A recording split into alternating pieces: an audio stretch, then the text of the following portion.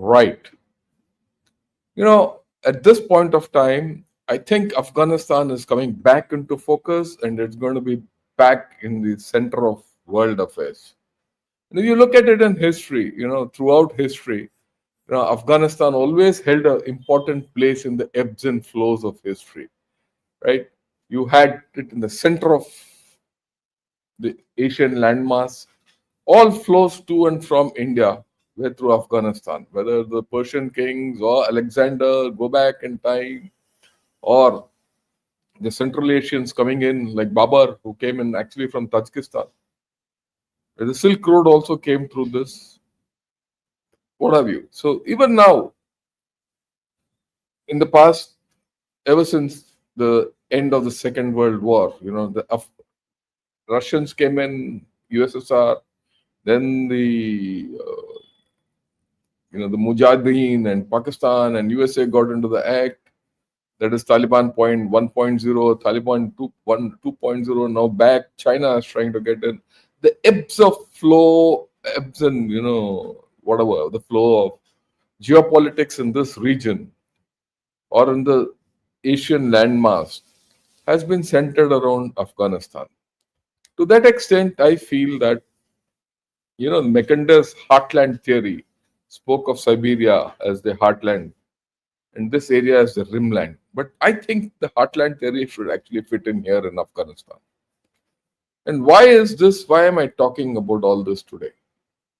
I'm talking because the Afghan Taliban foreign minister is landing into Delhi today, and tomorrow onwards he's going to have a discussion with India. Very significant. We'll talk of all this.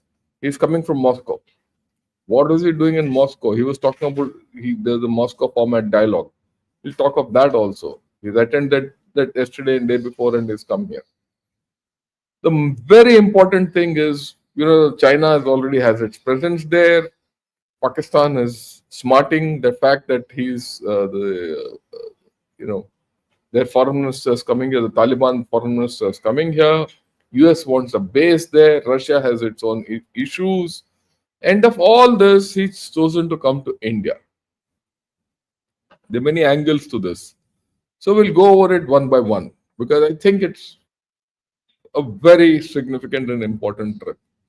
Also remember, everyone talks that India doesn't have leverage. India doesn't have agency today. US is doing this, US is doing that, US and Pakistan are going to rule the world kind of a thing, which is prevalent in our societal thinking. But this is very significant. It goes to the heart of the matter. And that's what we're going to talk of, right? Okay. So we've seen this map. Now let's first focus on India, Afghanistan. We'll see that background. This visit is just not a one-off visit as a reflex to many things. This whole story started last year. And we'll go over the events and then we'll get to Pakistan, Afghanistan, immediate neighbor, and then we'll get to other things. Our friendship or ties are historical. We have cultural ties. We have Bollywood, which is very famous out there. The Afghan cricket team is based in Faridabad, right? And virtually every victory of the Afghan team is treated as our own victory. It's virtually like the second Indian team in different colors, right? And then, of course, we have to also understand before the US withdrawal in 2021, India had a large presence in Afghanistan. And we established a great contact with the people of Afghanistan. At that time, the Taliban, which were based in Pakistan, were acting at the behest of Pakistan and were probably inimical to us because a lot of Taliban was infiltrated by the Pak ISI and ISK and all that who were operating in Afghanistan. But at the same time, that was also the time we gave them a lot of support. And that is paying us now. Whether you talk of the Salma Dam or the Zaranj Dalaram Highway, whatever. And we'll talk of it as we go along. Okay. So that the depth of relationship between the people of India and the people of Afghanistan is huge. And to that extent, I think Afghans and Indians are good friends, inseparable as people to people.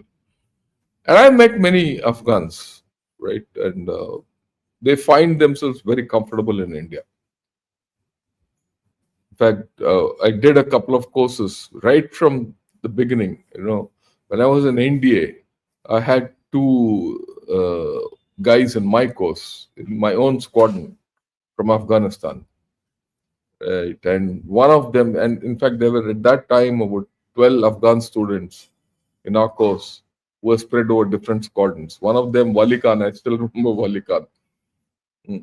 Very tough guy, intelligent guy. He later became a major general. When we were majors, he became a major general. Right. Unfortunately, he was one of the guys who was hung with Najibullah in that square. you know. He was one of that. He'd gone the Soviet way. And there was this guy called Kodaidad who was a terrific horseman. I don't know what he's doing now. So, well, we were good friends. We had everything and did a course with an Afghan officer in NDC. And very interestingly, after the course, he left his family here. He never went back. They're there. Hopefully, we should be meeting them in a day or two. So, Afghanistan the Afghans find it more comfortable to be in India. And that is why their cricket team is also based out of India. Anyway, whatever, that's a different story. Look, let me go back into how this relationship, the formal relationship, has developed over a period of now 1 year. Right? The first outreach was last year in November. The Joint Secretary East, he went to, or the Joint Secretary who was looking after the Afghan desk, visited Kabul. This was on 4th, 5th November last year. He met the defense minister, okay, Mullah Muhammad Yaqub. He also met the earlier Afghan president, Hamid Karzai. He also met the foreign minister, Amir Khan Mutaki, who's coming today. And he had met the head of all UN agencies in Kabul. So it was a wide-ranging kind of a discussion he had. This is the first time a formal delegation went there. So he laid the ground, he met everyone, right? And established base relations. Till then, we had no relations. It was all third-hand relations or through the boy, right? Then this was the time when we started discussing the Chabahar port. And then we said, look, this Chabahar port can be used for trade, humanitarian assistance, everything. Right? That was also the time we were inking the deal with Iran. And interestingly, that was also the time when USA was supporting us to do all this. They said, do it. Because they wanted and then Mr. Vikram Misri, our External Affairs Secretary, he met same Amir Mutaki in Dubai a month or two later. Right? By then, we had given more than $3 billion to Afghanistan. I mean, this is over 2 decades. It's not a small money. We've also sent after this, 500 tons, 50,000 metric tons of wheat, 300 tons of medicine, 27 tons of earthquake relief, 40,000 liters of pesticide, 100 million polio doses, 1.5 million doses of COVID, 11,000 units of hygiene kits, 5,000 units of winter clothing, and stationery kits. Whole lot, health sector, refugees, sports, use of Chabahar, everything. Humanitarian assistance. So we've been generous with them. And this is besides what we did earlier. Right? We built the parliament and they're using it. And then after this, sometime around February, March, we opened a consulate of the Taliban in Mumbai. And the guy who was manning this consulate is Ikramuddin Kamal. Who is he? He's a person who's done his PhD in the South Asia University. Where is South Asia University? It's in Chanakyapuri. Trained by us, this thing. He's now a consulate. So some kind of a semi-formal. We didn't keep this, embassy in of Delhi. We kept it in Mumbai, little away, where people could go up and down. Right. So already a lot of groundwork has been laid before this foreign minister's visit. So if you look at it, it's in this whole story. You can see it in two layers. One is uh, Amir Mutaki is coming tomorrow and to hold talks with all of us in India as a consequence of the current global dynamics, or rather, in the current global dynamics. Okay, and he's chosen to come to India first. Okay, but at another level, this is an ongoing thing. Uh, it's an ongoing exercise which started last year. Over a year, slowly things have happened. Probably next, maybe Mr. Shankar will go there, but we'll see. We'll see that as it goes. Okay, right. So this is the trajectory of our relationship with them. And then, of course, there's this issue of Chabahar port. You see, uh, now we have a 10-year agreement between India and Iran to develop Chabahar. Now that's come under question mark. You see, important for us. We've taken this contract. Now suddenly USA says no. They waived all the sanctions which they waived off. They've said no, that waiver has been taken off. So we're getting into a head with USA. How do we handle this? We'll see.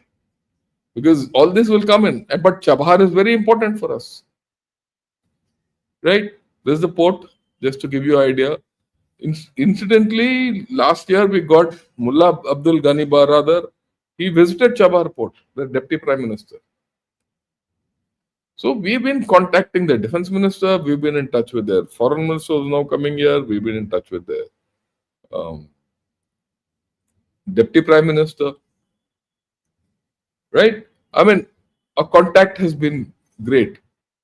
They also want stronger political ties and economic ties, of course. They want visas. We've also deployed a technical team there, and that technical team has been there from 22. It carries out humanitarian work, everything. So a lot of things which have been happening. So this visit is, in that respect, a continuation of the earlier one, but in many respects, this is significant. We'll come to that a little later. Okay, now what are our interests? Now I'm getting. We know that, look, we need to get through Chabahar. From Chabahar to Zaranj, there is Iranian road network as it is, plus a railway network which we are putting a railway line. Okay, and this Zaranj to Dalaram is a road net which we made during the Taliban days earlier. In fact, one of my postmates, who's now retired as a Major General Babu, he went with the BRO team and made it. It's very interesting how we made it. Maybe someday I'll get him and he'll talk how we made this. He stayed there 3 years to get this road made. Okay. And it's very funny that the Taliban protected him to make the road. The Taliban took money from him to make the road. Both. So they ensured that he was absolutely safe. I used to talk to him. He said, "Look, no." Taliban said, "Nothing, no problem. Don't worry. Just relax. Do the Indian people can keep building the road because we know it's for us." But at the same time, the Taliban also took money from him. That's how the whole story is, and that's how you deal with them. Okay. And notwithstanding all that, and this was at the height of the US occupation of Afghanistan, and Pakistan was very active there. And, I must tell you, the Indian DA of Kabul, Brigadier Ravi Mehta, late Brigadier Ravi Mehta, he and I were friends from the times when we were majors. And this poor chap got blown off just outside the Indian embassy by ISI guys. This is the time. That was the time. Okay. And this chap was also another coursemate of mine hanging around there. We were worried. But when later I met him, he said we had no problem. The Taliban ensured that no ISI chaps came anywhere near. And the ISI didn't have their reach up to the alarm, which is this is more towards Iran. And Iran also helped them. So there are a lot of equations which we have in this area which will work for us. Why I am getting this? And of course, from Delaram, you can go to Herat onwards to Central Asia. You're in Tajikistan, straight.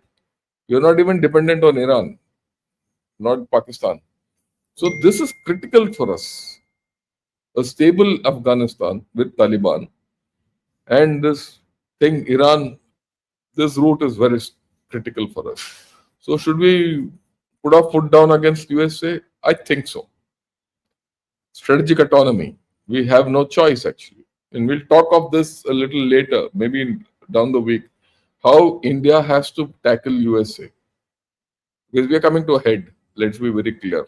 It's time we know we are grown up and we deal. And this Afghanistan will be a test case for us. Okay, of course, Chabahar is in Iran's Sistan Baluchistan province next to this thing. And you're looking at also Gwadar, which is just about 50 kilometers from Chabahar. Okay. Now, let's get to the current. I've traced the immediate history. I'll get back to Afghan-Indian relations down the line. So what we'll do now is, get to the current story. We all know Trump wants Bagram. Okay. But his outreach to Taliban has been more of a threat, more threatening. We'll talk of that also. There's so many angles in this whole story. But this is the Moscow format. What is the Moscow format? The Moscow format was held yesterday and day before. Of course, it was held in Moscow. What for? It was held for the Taliban. How to get Taliban into the mainframe. Because as you would have known, or if you don't know, in July, Russia recognized the Taliban regime. And they have to establish formal diplomatic relations. China had already done it long back. In fact, China has an ambassador there. I'll touch upon this a little later. Okay. In this Moscow format, who all participated? There were 10 nations. This is where the interest starts. Interesting thing. There was Tajikistan. There was, of course, the 5 Central Asian republics. Basically, the format was 5 Central Asian republics: Tajikistan, Uzbekistan, Kyrgyzstan, those stans. I just said 3. Kazakhstan, right? And all these. Turkmenistan. 5 plus Afghanistan, 6. China, Moscow, Pakistan, India. Okay. What was passed in this? There's a small clip. Hear this. The Moscow format of consultations on Afghanistan is a regional platform established by Russia in 2017 to address Afghanistan's political security and humanitarian issues. Moscow hosted the 7th meeting of the format on Tuesday. For the first time, an Afghan delegation led by Taliban Foreign Minister Amir Khan Muttaqi attended as a member. Russian Foreign Minister Sergei Lavrov opened the session by calling on the West to end its hostility toward Afghanistan. Unfortunately, major challenges on the Afghan front still stem from Western countries' openly hostile policies. They continue to hold Afghanistan's sovereign financial assets and maintain sanctions on restrictions on its banking sector. We once again urge the West to abandon its confrontational policies, return the funds it has seized, and take responsibility for Afghanistan's post-conflict reconstruction, including compensation for the enormous damage inflicted on the country's economy and infrastructure over decades. Lavrov reiterated Russia's opposition to any foreign military deployment in Afghanistan or neighboring countries under any pretext. The military presence of extra-regional actors risks triggering instability and new conflicts. Afghanistan's history is full of foreign military presence, and the necessary lessons should have been learned by now. Similar comments were echoed by the Iranian representative. I want to draw attention to a few things. The first is that all nations should oppose any foreign infrastructure or military presence in Afghanistan. The second is the necessity of increased international coordination and collaboration in the war against terrorism. In addition, regardless of the political climate, humanitarian assistance must be given to the Afghan people. In July this year, Russia became the first country to formally recognize the Taliban government in Afghanistan since the group took power in 2021. The Taliban's foreign minister welcomed the move, calling on other countries to follow suit as Afghanistan keeps efforts to overcome its challenges. Our nation has not had any sad occurrences in the last 8 months. Afghanistan has not been found to contain any drug plantations. There are no terrorist organizations' bases or headquarters, especially for Daesh. Such tragedies do, however, happen outside of our nation. In order to confront the drug menace and terrorism, as well as issues in the diplomatic, economic, and political arenas, we are dedicated to working with all regional states. We will not, however, put up with any foreign presence. So, look, if you've seen this, very important things came up. One, everyone here said foreign presence in Afghanistan is not okay. They've opposed it, including Pakistan. And mind you, Pakistan is also now partnering USA. What is this declaration? It was against Bagram being taken over by USA.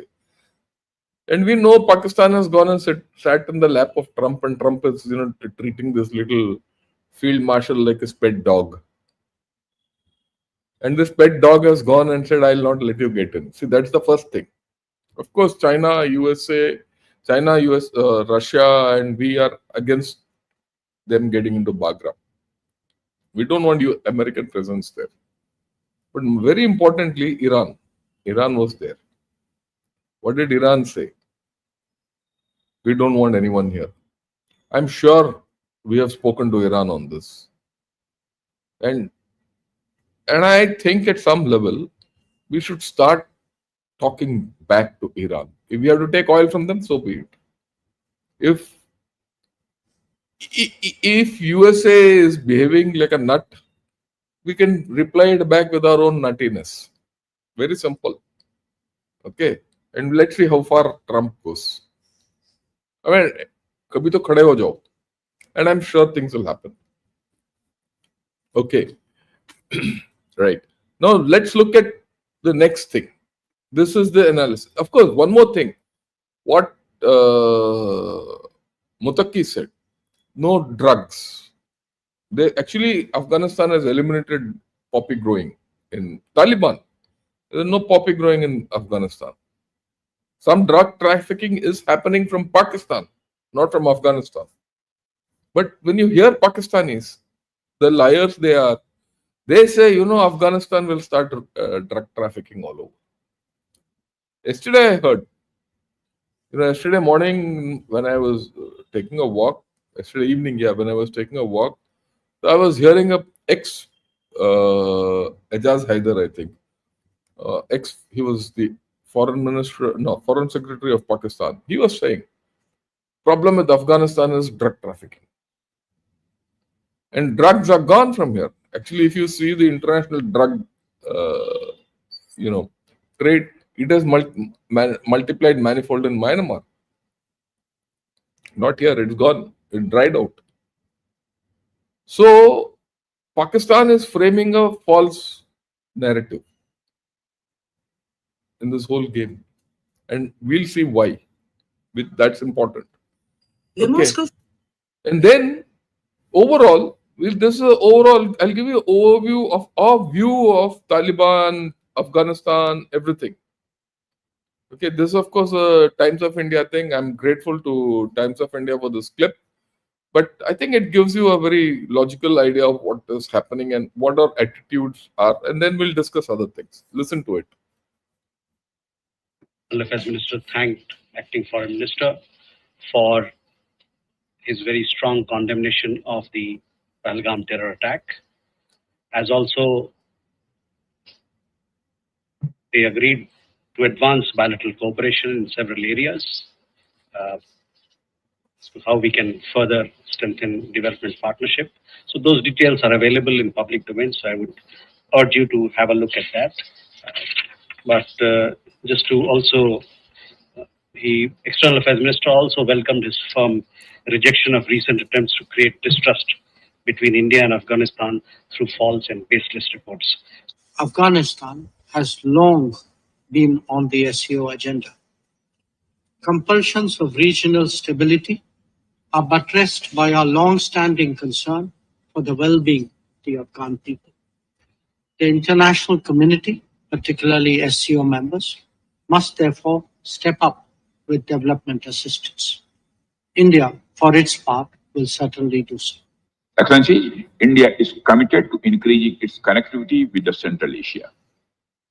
Better connectivity not only enhances mutual trade but also fosters mutual trust. However, in these efforts, it is essential to uphold the basic principles of the SCO Charter, particularly respecting the sovereignty and the traditional integrity of member states. India has been consistent and steadfast in its policy in support of peace, security, and stability in Afghanistan. Our immediate priorities in Afghanistan include providing humanitarian assistance to Afghan people and contributing to Afghanistan's overall developmental needs. As Afghanistan's largest regional development partner, India continues to implement capacity building initiatives for the Afghan people. Excellency, It's a very important visit because it shows that the world is reaching out to Prime Minister Modi and to India. Nobody expected that relations with the Taliban would reach a point where we would actually have an official visit from their foreign minister. It's a very significant development. It also destroys the narrative that has been created by Pakistan, right? Which is the narrative that India has been isolated. Where is the isolation? The reaching out of Afghanistan itself, right, shows that the world in Afghanistan recognizes India as a major power.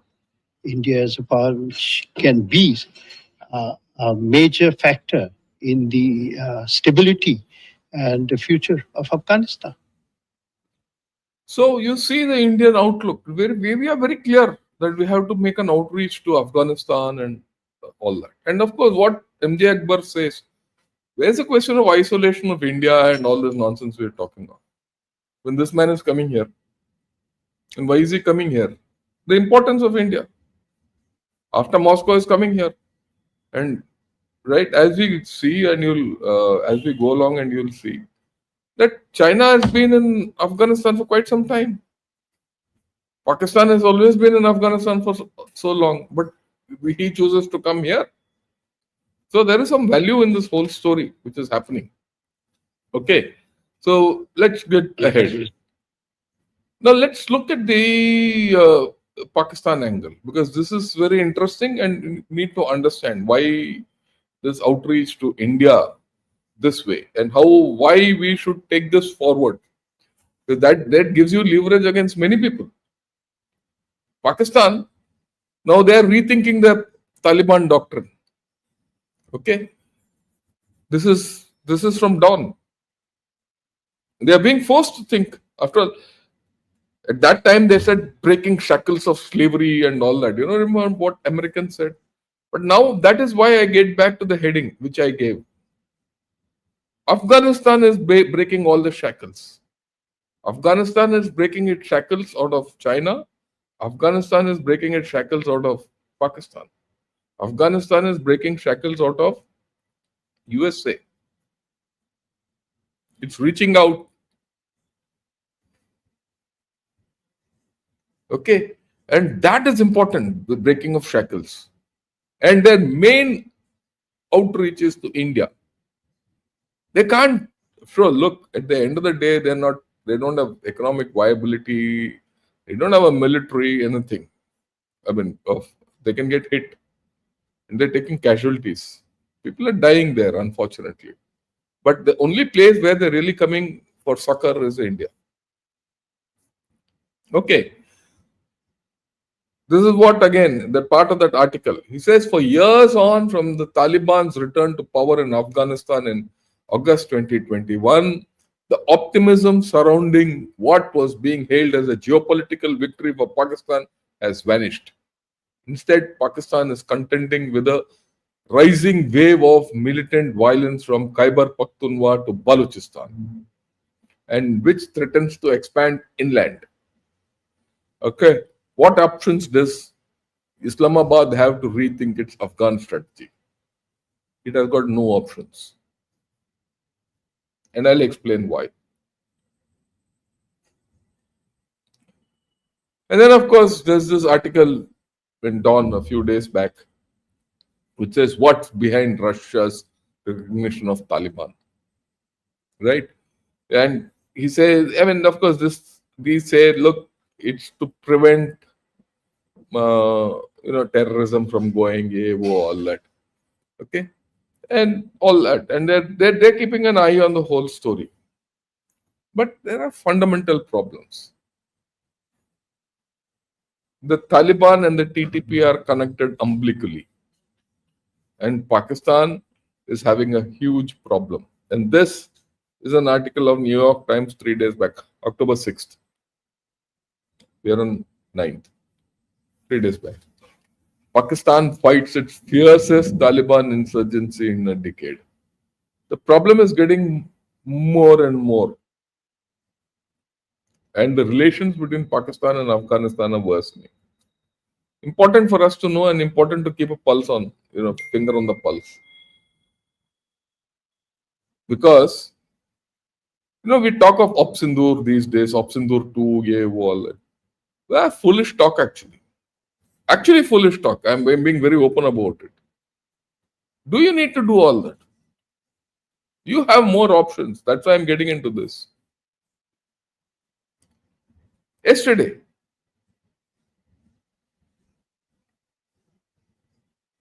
ambush on Pakistan army. They've lost 11, including a lieutenant colonel and a major. It's a big ambush. Okay, Pakistan is claiming we've knocked off 11 or 19 militants or terrorists or whatever you call it. Fitna al-Khawarij. That's what they call TTP. Okay, but that's Pakistan lying always. But this is it in Orakzai. Where is Orakzai? Khyber Pakhtunkhwa. A day before that, Jafar Express attack, Balochistan. And this happened between Balochistan and Sindh. So you're looking at 3 districts, 3 provinces of Pakistan, Khyber Pakhtunkhwa, Balochistan, and Sindh being affected over a 24-hour period. 24 hours. So there are issues, and these are going up and up and up and up. The Global Terrorism Index. Okay? You have a look at it, I'll expand it. It ranks Pakistan after Burkina Faso. This is Pakistan. Right? As per this, Taliban, TTP is the fastest growing terrorist group with 90% increase in attributed deaths. Balochistan has witnessed a significant surge in terrorist attacks and casualties. 84% rise in attacks with 202 terrorist incidents that have claimed 322 lives and 534 others. That is how it is. If Pakistan really deals well with the Afghan government, all this can be cut off. But they're not. They're not. See the thing.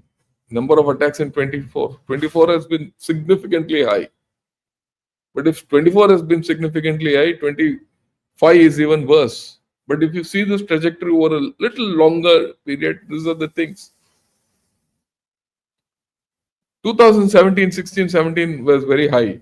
That was when Pakistan army carried out an operation into Khyber Pakhtunkhwa and drove out the TTP and all that. But at that time, the US was supporting. Pakistan was economically better off. After that, it has sunk.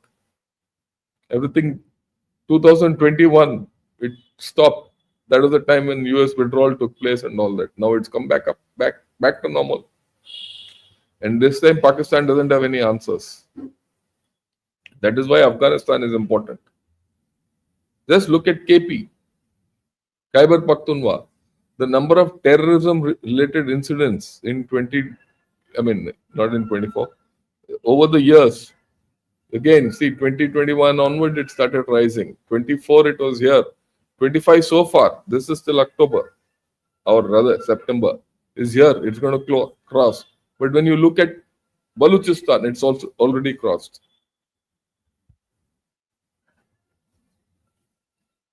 Right?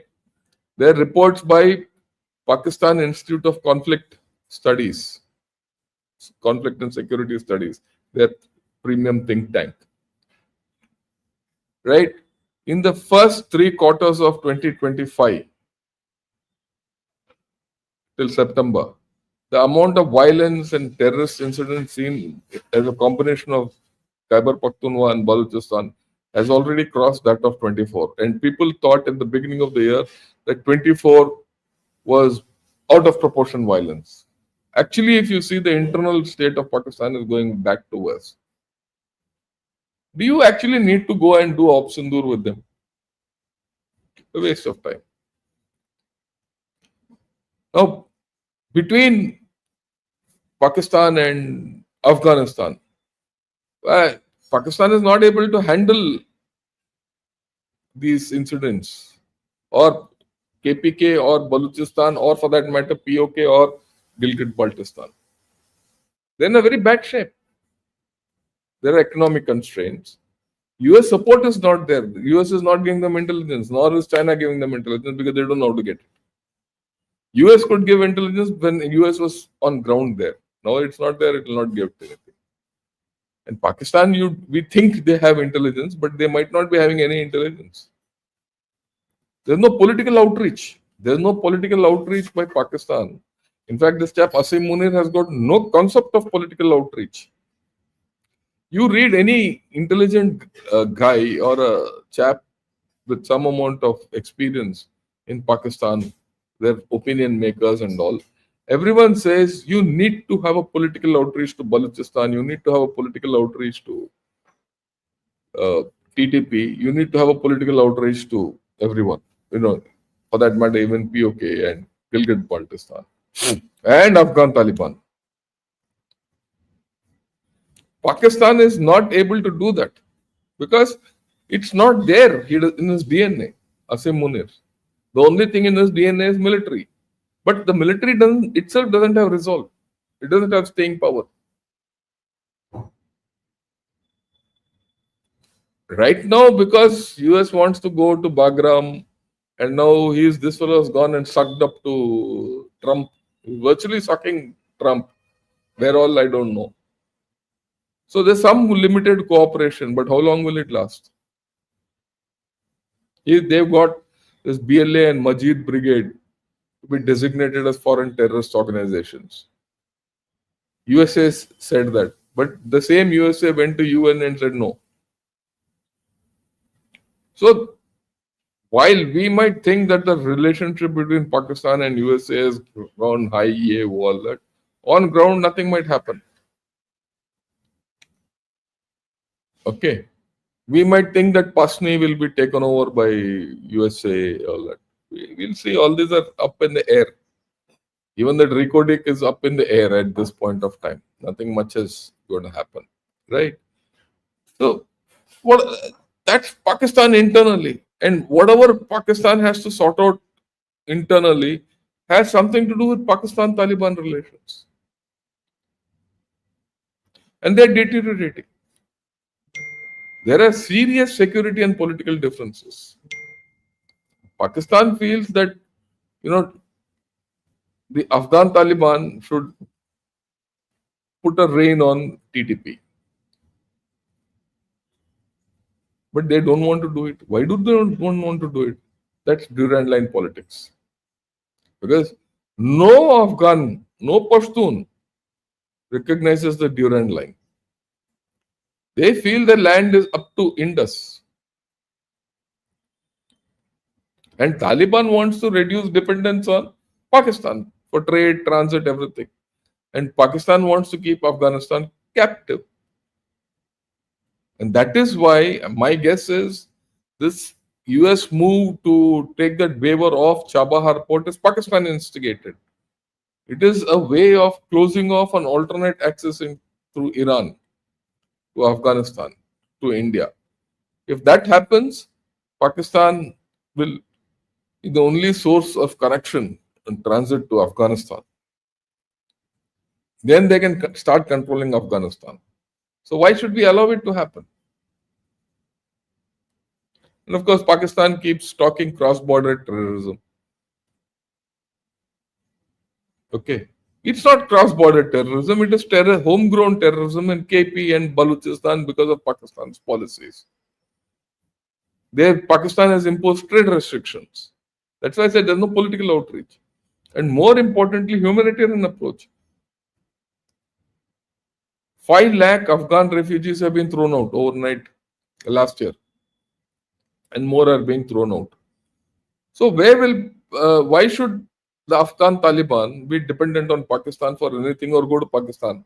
As it is, Pakistan is a beggar nation. They don't know how to feed themselves. So natural that Afghanistan will go out. Who will they go out to? India.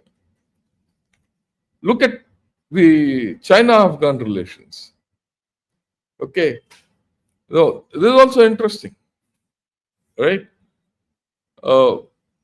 China gave some kind of recognition, diplomatic recognition. They put an ambassador there. Okay. And they're doing regional engagement. I mean, they're allowing Afghanistan to come into SCO. I wouldn't say SCO observer in BRICS, all that. They're reaching out. And, go back to 21. Everyone thought, the moment the US goes, China will get into Afghanistan. They'll do everything. They'll give economic assistance. Pakistan will help.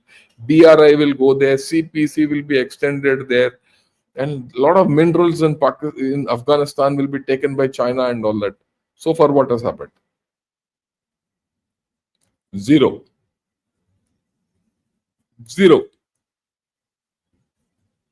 There's this Mess copper mine, which has been leased with China for over 10 years.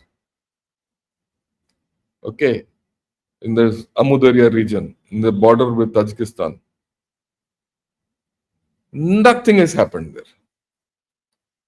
People say, same thing is Recodic, which this Asim Munir is selling to USA, and critical minerals and all that nonsense. Literally where it goes. And I did this program on Pasni, and I did this program on US American thing, mining, Rockstar.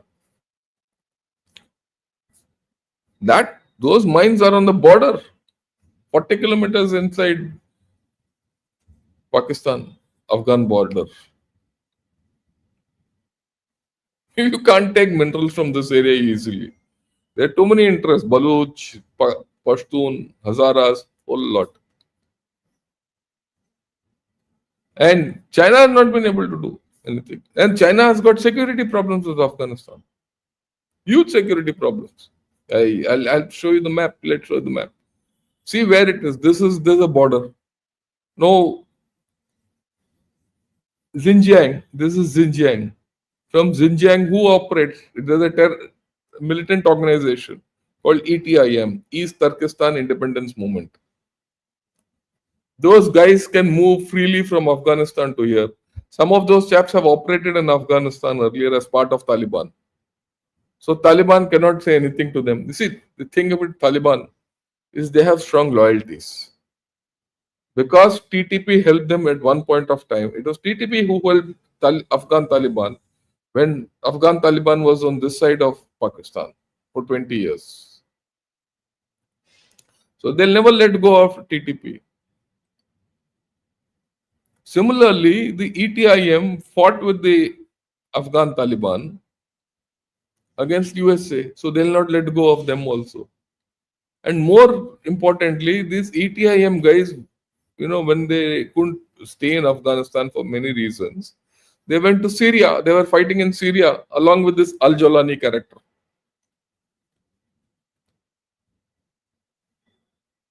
Okay, HTS. Now those guys have gained reputation and they are back in Afghanistan.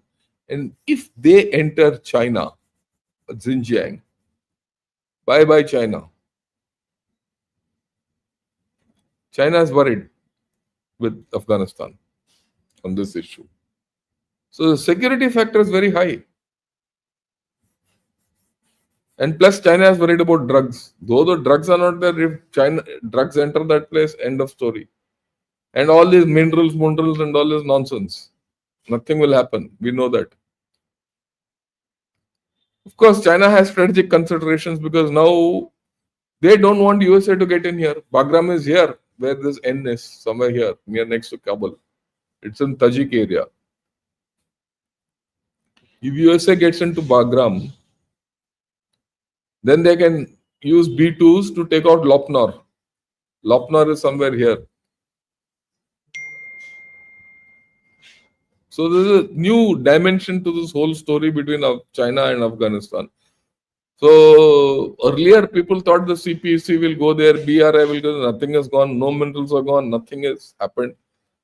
China is being, now Afghanistan is breaking free of China and Pakistan and reaching out to India and others. UAE, though, they had always had a link. So there's something different happening in this region. And we all thought China will reach everywhere. It doesn't have, yeah. It's got short legs.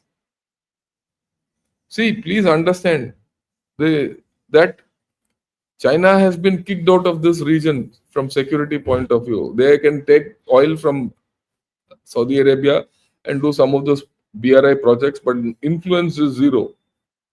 The Chinese influence in this area is zero. Iran is a weak nation today. Okay, now they have been marginalized in Afghanistan. So in this entire belt, China is in a weak position. And even in the Central Asian Republic, China has got a good linkage economically. But if there's a security problem in these Central Asian republics, all these turn towards Russia. And this was evidenced last year when there was a problem in Kazakhstan, in Almaty. The Russian troops had to come and stabilize the situation. The Chinese couldn't. So Chinese have limited capabilities. We give too much to China. Okay. Now we'll talk of Bagram airfield. This Bagram airfield, which Trump wants. What has Trump said? If Afghanistan doesn't give Bagram airbase back to those who built it, the United States of America, bad things are going to happen. What will he do? He'll bomb them. After that, what? So many people have bombed Afghanistan. Afghans run away and they'll come back. And incidentally, it is not America who built that Bagram airbase. The Bagram airbase was built by Soviet. But USA is trying to reframe its posture in Central and South Asia. And they want to project a single focal point which can project American power. And that is Bagram. And that is why this Sergey Gore has been named as the ambassador to India and special envoy to Central Asia and South Asia. I explained that story in my earlier episodes. And what USA is trying, it's possible that Afghanistan might give Bagram airbase to USA, but they'll say, okay, recognize us first. So there are games being played all around, right? But this is a US ploy, but so far it has not been successful. And after this Moscow format, I don't know how it will go. But the problem is Pakistan has gone to the Moscow format and has opposed US entry into Bagram. So what will happen to Pakistan? How will USA view it? So Pakistan is also getting caught. Pakistan is becoming a battlefield between China and USA with pressure from Russia and India. We'll talk of that down the week. Maybe next week I'll talk of it in the morning. Pakistan as a battleground between USA and China. It's happening. And I did this long back. But we'll restart. What is India? Where does India stand in all this? We don't want terrorism to come back from Afghanistan. That's our thing. We need long-term goodwill with Afghanistan. There's a mutual outreach going on. It's very clear. Our aims are clear. That's what everyone has said. We want to have a good people-to-people relationship in Afghanistan. You need to nix the game with Pakistan. We need to bring the value of India to USA. That USA can't survive in Afghanistan without India. See, India's role was very important when USA stayed there for 20 years. The people-to-people connect came through India. That you take that out, Afghanistan is in chaos. America can't handle it because they have no people-to-people connect. Pakistan is people-to-people disconnect. Even if America wants to go back. So if America has to go back and put a base in Afghanistan, they'll need India.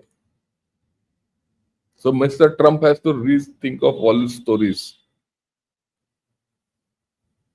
Again, I'll talk of this. Why USA needs India? It's not only against China. What do they want in rare earths and Myanmar? What about Afghanistan? There's many issues. What about Indian Ocean region? Because USA doesn't have the reach into the Indian Ocean region. But that's another day. And then we need to curtail Chinese influence, which we are doing. People don't understand many of these things. They talk China as the next superpower. It is not a superpower by any stretch of imagination. What is our approach? It's very clear. You heard what Rajnath Singh said. You heard what Shankar said. And we are welcoming Afghanistan. We are not only welcoming a Taliban chap, we are welcoming the people of Afghanistan. We also want to engage with non-Taliban Afghans. There are democratic forces. There are women. There are minorities. We engage with them. They trust us. I've heard people say that all you have to go and say is you're Indian or speak. Moment you speak, you're Indian, and they recognize you're an Indian, they don't even look at you. They just passport shots, but the kind of trust they have, the people they have. I mean, the people trust us. We want an inclusive government and we are helping them. We have a whole lot of development projects which we can help. Like earlier I said, we've already built the parliament, Salma Dam, Zaran Dalaram Highway, which I spoke of. We can do more. Who will give them that kind of help? Does Pakistan have the capability of building anything? Afghanistan knows. USA didn't build anything. Neither could Russia build anything in Afghanistan. This is the thing. The building of anything in Afghanistan has been done only by India. Afghans know it. Who gave them vaccines? Where do they go to study? They all prefer to come to Delhi. For them, Delhi and surrounding area is the ultimate destination. Mind you, I've integrated with a lot of them, interacted with a lot of them. In fact, tomorrow I'll be in National Defense College and for a talk. And at that time, I'm hoping this Afghan guy is there, whom we did a course with. We'll talk with him. There are a lot of cultural and educational exchanges we are looking. Cricket, right? And diplomatic engagement, regional cooperation. And of course, we have to reduce its dependence on Pakistan. All this is there, part of the whole story. So this is what I had to say to tell all of you. I've taken a long time because the canvas is huge. The canvas is huge. Okay. I'll take a few questions because I am running short on time. I have to go. I'll not take any important thing I'll take on. Right. And thanks a lot, Yashwant, for giving your memberships. So kind of you. Right. And let me see. Yeah. I think any important question. Considering affection Indians receive from Afghans, should we enhance it further? Of course. And we should exploit cricket. I completely agree with you, Lafwire. We can encourage our IPL teams. Yes, completely. I mean, all your ideas are very good ideas. Yeah, Afghans admire Hardik Pandya and Virat. Yeah, I think so. By establishing an IAF base in Tajikistan in 2011-12, did our defense establishment show their cards in the region? No, we didn't. We still have some deployment there, incidentally.